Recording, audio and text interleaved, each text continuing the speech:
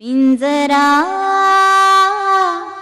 पिंजरा रे नारायणी, आम्ही आहोतच की. आणि तसं पाहिलं तर आम्हा सगळ्यांना तुला आता आनंदी पाहायचंय.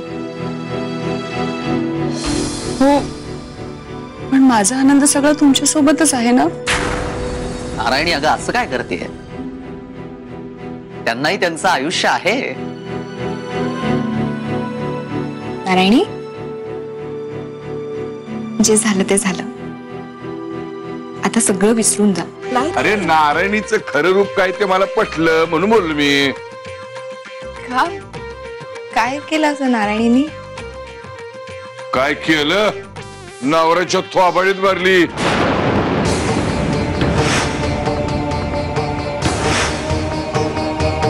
हे काय पण ती अशी सगळ्यांसमोर तिने का मारलं त्याला? कारण ती मूर्ख आहे आणि मूर्ख माणसांना मूर्खपणा करण्यासाठी कुठलंही कारण लागत नाही.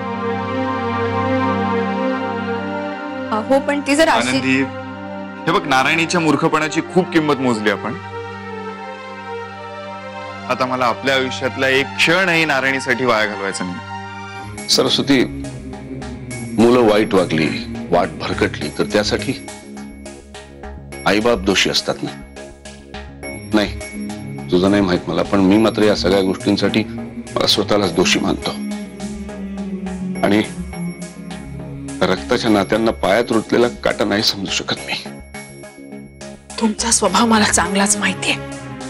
अहो, पण प्रत्येक माणूस स्वतःचे गुणदोष घेऊन जन्माला येतो ना. त्यामुळे प्रत्येक जण स्वतःच्या हातानेच स्वतःचं नशीब लिहितो असं म्हणायला काहीच हरकत नाही. आणि तुम्ही मला सांगा ना, जर आपण एखाद्या व्यक्तीला त्याची चूक सुधारण्यासाठी अनेक संधी दिल्या आणि तरी त्यांनी त्याची चूक सुधारली नाही, तर याला जबाबदार कोण आहे? ती व्यक्ती ना, का आपण?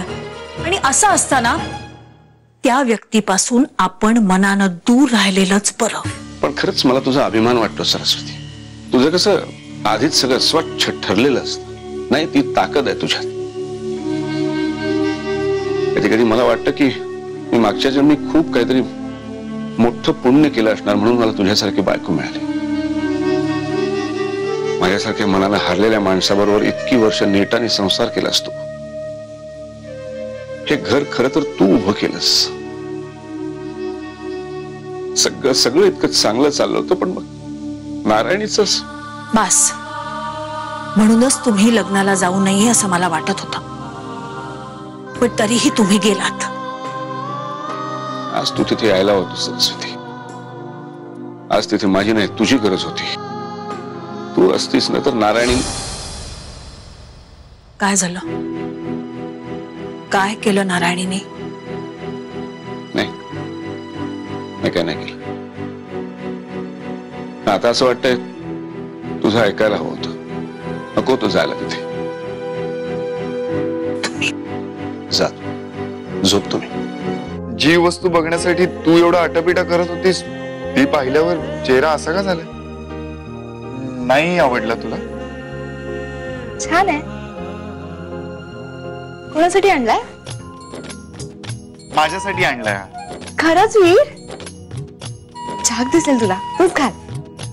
आनंदी, आनंदी, आनंदी, हे बघ, मी खूप आवडीने आणलाय ड्रेस माझ्या बायकोसाठी. प्लीज घालून दाखव ना. वीर, मी असले कपडे नाही घालत आणि मी कधी घातलेले नाहीयेत असले कपडे. आनंदी, अगं म्हणूनच तर आणलाय ना. मला बघायचंय माझी बायको या अशा कपड्यांमध्ये कशी दिसते. प्लीज. नाही आनंदी, प्लीज. माझ्यासाठी प्लीज. खरं तर तुझी माझ्या बाजूला उभी राहायची सुद्धा लायकी नाहीये, कळलं? मग ह्याचा विचार माझ्यापासून प्रेग्नंट होण्याच्या आधीच करायला हवा होतास. एकदा स्वतःच्या मनाला विचार, लायकी कुणाची आहे आणि कुणाची नाही ते.